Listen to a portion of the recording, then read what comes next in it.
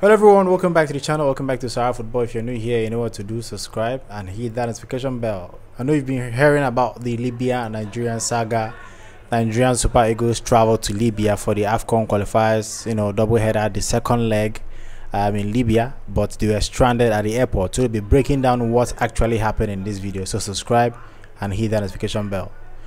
Or after the first leg, let's start from the first leg. The first leg, what actually happened, what the NFF stated, what happened was that the Libyan team traveled from Libya. They were supposed to land at the Uyo airport, directly to Uyo airport, because Nigerian Football Federation, they had buses waiting at the Uyo airport, security buses and everything they need waiting at the airport to pick the Libyan team. But they got a call a few minutes to their landing that they are landing at Port Harcourt. So NFF told them that, but you told us you'd be landing in Abuja. What happened? They gave some explanation. I don't know if it was justified or not. But now, main issue is how to transport them from Port Harcourt to Uyo. And the NFF felt that they couldn't get permission for them in that short window. The few minutes, the few hours that's left, they can't get permission for them to fly directly to Uyo from Port Harcourt.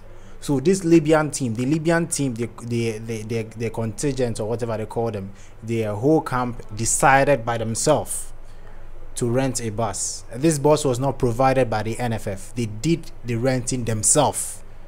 So if they rented a bus without ASA, it's up to them. They rented a bus themselves. So the NFF said, okay, now you've rented a bus. The only thing we can do right here, because everything we planned for you people, everything we arranged for you people are already in Uyo. We already planned this ahead of your arrival. We're expecting you guys in Uyo, not Port Harcourt. If we were expecting you guys in Port Harcourt, we would have made arrangements to transfer you guys smoothly to Uyo.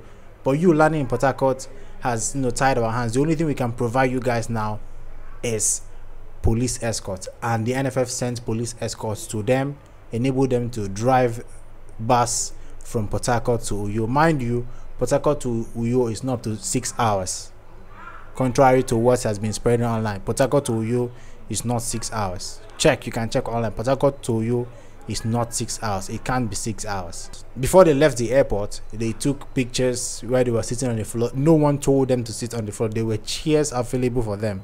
They decided to sit on the floor, take pictures and post online that their bags have been searched for 1 hour and all. It's standard procedures for your bags to be searched, no issue with that.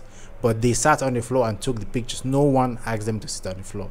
So that was what happened. They came to Uyo, played the game, defended all through the game, wasted so much time. Nigeria luckily got the one goal. Now Nigeria to travel for the second leg. What happened?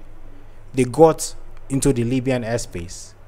As they were about to land, they told them that there was some emergency, and they rerouted them to a small airport where international flights can land. It was a risk. The Tunisian airport, according to reports, the Tunisian pilot took risk to land the Nigerian Super Eagles team there, which means it could have been an accident that would have affected the entire Nigerian squad, but they managed to land there. Now when they land there, they wanted to know what was the plan. Okay, if there was an issue, when would the issue be resolved? What is the plan? When do we go to Benghazi or Tripoli, or where the match will be? That was their question, but no one answered them. They were kept at the airport without any transportation. They are saying they want to go back, fuel our jets so we can go back to our country. The Libyan government refused. They wanted to book a hotel. All the hotel refused. Even the pilot was refused accommodation. They had to sleep inside the plane they came with. The Nigerian Super Eagles team were actually sleeping inside the airport. You can see pictures, videos online.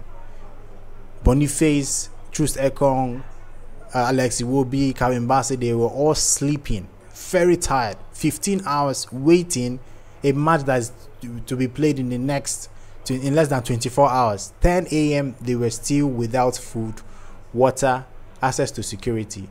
Now when it was time to transport them, they brought a bus that's meant to transport chickens to the poultry, to put the Nigerian Super Eagles team, to drive them to Benghazi in that terrible condition. Obviously they refused.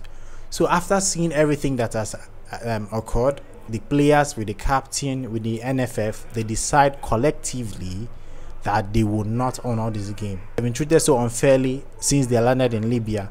Now they don't know what is waiting for them in Benghazi, or the match venue, or the hotel, or what kind of food will be presented to them. If they can do this immediately they get into the country, they don't know what to expect.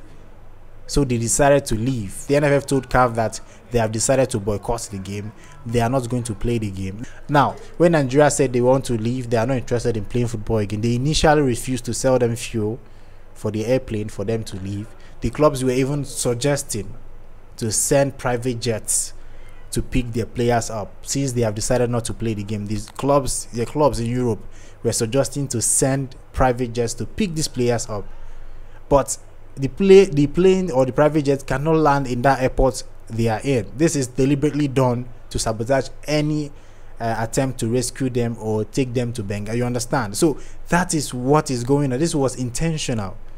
Even if the club wants to send private jets to pick up their players, they can't fly to the airport they are in. Where they are, they need escort, they need security to travel from that airport they are 3 hours to the journey to the venue where the private jets can carry them.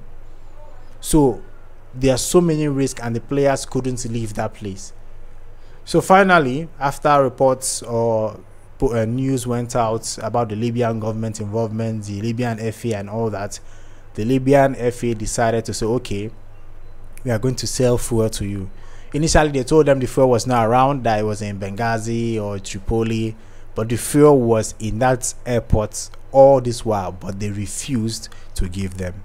They refused to give them. So after the pressure became very, very worse, they decided to say, okay, now we are going to give it. But mind you, the CAF president already called the Nigerian Ministry of Sports and pleaded with them to exercise patience and try to convince them to play the game tomorrow.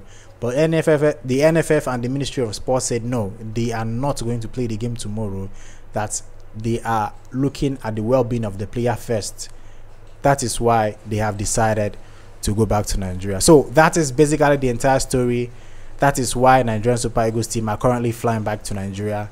I hope you did enjoy this video. I would like to know your thoughts. What do you think about the entire saga? Nigerian Super Eagles team will land in Nigeria very soon. That's at the point of making this video.